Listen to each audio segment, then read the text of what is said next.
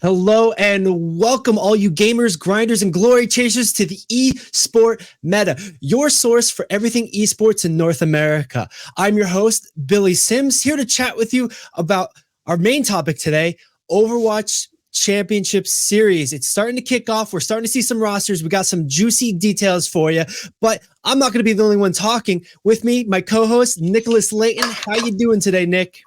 I'm feeling so much better, man. My voice is so much better than it was for the last 2 weeks. So feeling pristine, peachy keen. You know what I mean? Man, you got the right shirt on for this too, because we'll be talking about Overwatch, but we've got some news headlines, and I'm really glad to hear you're back to full health, or hopefully back to full health. You don't sound like Kermit the Frog anymore. So that's a plus. Yeah, I'm close though. I'm close. I'm not 100%, but it's better than nothing. Right. And like, as we know, you don't need your voice to be a gamer, but it does help if you're a podcaster. Let's get into the podcasting. So we're going to start off with some headlines. We're going to go through some stories, some hot tips, some new juicy details of things. And our first detail is actually from the WoW MDI. I'm going to share the screen real quick. All right. The Mythic Dungeon Invitational had a bit of a shakeup last weekend with Echo. Echo was favored to be the #1 team going into the competition. And as it started, they really showed their promise. They were grinding the dungeons, hitting up the best times, having some really interesting compositions, running 4 DPS at some points too. But they were upset at one point with a somewhat upstart team called Dogs, who knocked him down to the losers bracket, which was a big shock for a lot of people. Echo was able to fight back, and in that fight back, they had an amazing moment. The WoW YouTube channel shared this breakdown of it, and we're going to watch along and do a little bit of a react, but I'm also going to talk us through it, what happened, how it went, and it's pretty awesome to see. So let's get that started. All right, so the composition and the strategy happen on the dungeon Murazon's Rise. This is setting the stage. If you're familiar with it, the Time Lost Infinite Drakes, basically themed dungeon. It's with one of the newest patches from Dragonflight, and it was one of the newer dungeons in the MDI, this competition. So the specific thing that happened with this dungeon is that there's a mob called I think it's the mage, the arcane mage, dragon mage. I apologize, forget. But this guy right here, and he has an ability called Temporal Loophole. Now, straight up, he's on a platform with 3 of his buddies that also do this ability. And upon his death, when you kill him, he drops a portal that, much like the Warlock portal, you step into, you go to the other one. So it almost works in pairs. You kill one, Mage A, the portal drops, you kill Mage B, they connect. All right. If you can see where I'm going already with this, you might be a professional WoW player or pretty savvy at this. Nick, what do you think? What do you think this tech is? What do you think they're doing? Okay, you're just stunned. I see. You can barely see. You're not moving. So I'm going to keep explaining real quick here then. Go for it. All right. Actually, yeah, no, I got it. Okay.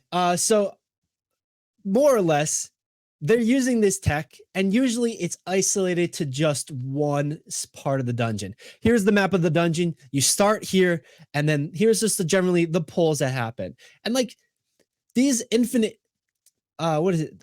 Yeah, these infinite Twilight mages I believe, are the ones that are like the ones that do it. Okay. So they usually all just live in the one zone, and then you kill them all, kill the boss, go to the next one. Echo broke out this very secret strat and surprised everybody, shaved off a ton of time, and was able to fight their way through the lower bracket and eventually take the dub, qualifying them for globals, for international later this year. So most of the majors, all 4 of the majors, are actually on the first platform. They were able to bring them from the platform to another platform and then duplicate the other 2, do that with the last platform. Where is it? It's here. It is. I'm going to let the video kind of demonstrate a little bit more. We're going to watch it a little faster speed. So he's talking about it. Here they are on the platform. You can see the different mages. They're an infinite battle mage. They're just clearing a regular trash mobs on their way to. Let's speed this up a little bit. They're clearing the trash on the way to. So for people who don't know, they have to clear a certain amount of monsters inside the dungeon in order to be able to finish the dungeon on these speed runs. Correct. It's another way to qualify them / throttle them. You have to jump through certain hoops. Usually what they'll do is they'll grab big packs and bring it to the boss, and so it's an efficient fight. You're fighting 50 things at once, cuts down time, but the more you pull, the riskier it becomes. They decide to pull everything on this platform except for the battle mages, the ones in circles. They keep them alive, and what they do is a nice combat trick. They go all night elf.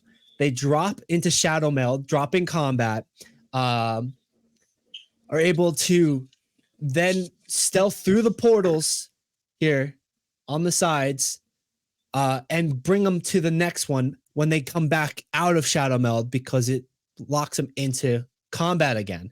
It's a very clever technique. Normally you have to fly with the dragons here, like they said, and that's where the time crunch really comes. This jump is pretty ridiculous.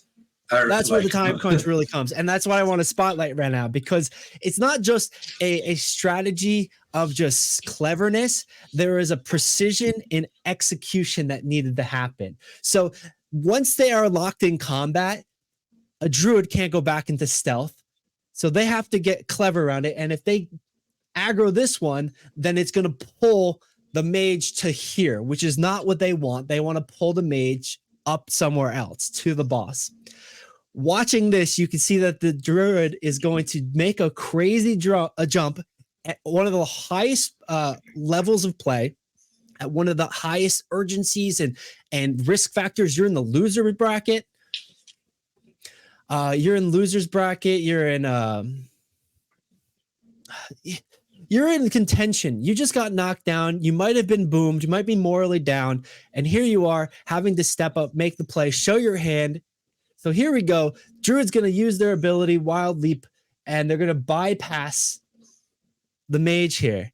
It's a wild, wild situation. And if they hit combat, the whole thing gets messed up and they have to just reset. And they lose all the time that they started on this. So it was a very risky play, but it looks like they've definitely had some practice on this. Here you go. Yeah, no, these are super interesting, the way that they did these things, especially that jump. These speed runs that they're doing are absolutely crazy. Right. And like in this one, it wasn't a do or die situation, but they needed to like just get back into safety and like making this big swing on it. You can see the portal here. Here's one of them that they had linked up that they're bringing. So they got one pair linked up. The tank gets ready. He's going to pull the last one so they can kill it. The warlock gets ready to summon them. And then overall, they start combat. They bring it forward. And they're able to kill a lot of mobs next to a boss and shave like 30 seconds to a minute, which is a huge amount of time. Ultimately winning, but yeah, it's such a wild example of cleverness and mechanics in game, and it was such a cool thing to see. Nick, do you ever think you could do something like this? I'll be honest, like I love speedruns and like speedrun access on Twitch and everything like that. So like I don't understand actually how these mythic dungeon challenges and stuff like that, these tournaments aren't more popularized, because they are one of the coolest things that everybody already watches for the most part, which is speedruns. Granted, the only difference is that these ones aren't like at any percent to where anybody can just jump in and start like understanding and realize what's like going on and what they need to do. Also, it's not a game that someone's played before, so people don't even realize that it really is just like a speed run. These things, they're phenomenal. Like I thoroughly enjoy this, and I think I think getting a couple buddies together to even do some of this stuff. Like, granted, you can't get to the max level, but some of these speed runs are super awesome. And the more people play it, the more innovation that you'll see. More stuff like this where they're creative. What am I trying to say? Creative manipulation of dungeon mechanics that allow them to do specific things that someone hasn't seen before, or someone hasn't actually talked about or utilized in the past.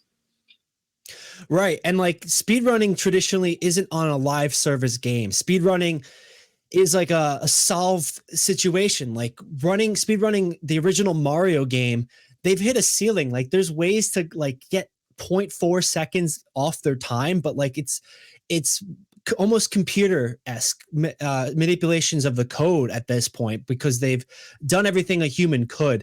So the speedrunning here, it's a low entry bar. Anybody could play the game, pay the $15 for the subscription, raid LFR, raid these dungeons with friends, and get into it.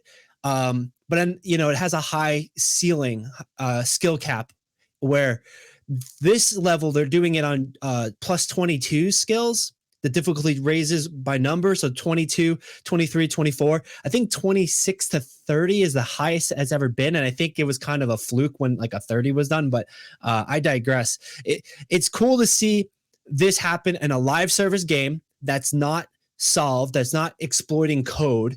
It's cool to see them find little tidbit mechanics where they can use the mechanics of the class, of the character, of the abilities, as well as the enemies for this, and to pull it out on a competitive stage where it's like simple competition. It's a race. It's a foot race. Who can get from point A to point Z first while jumping through the hoops? Almost like a dog show. And that might be the best analogy for this. It's almost like a dog show.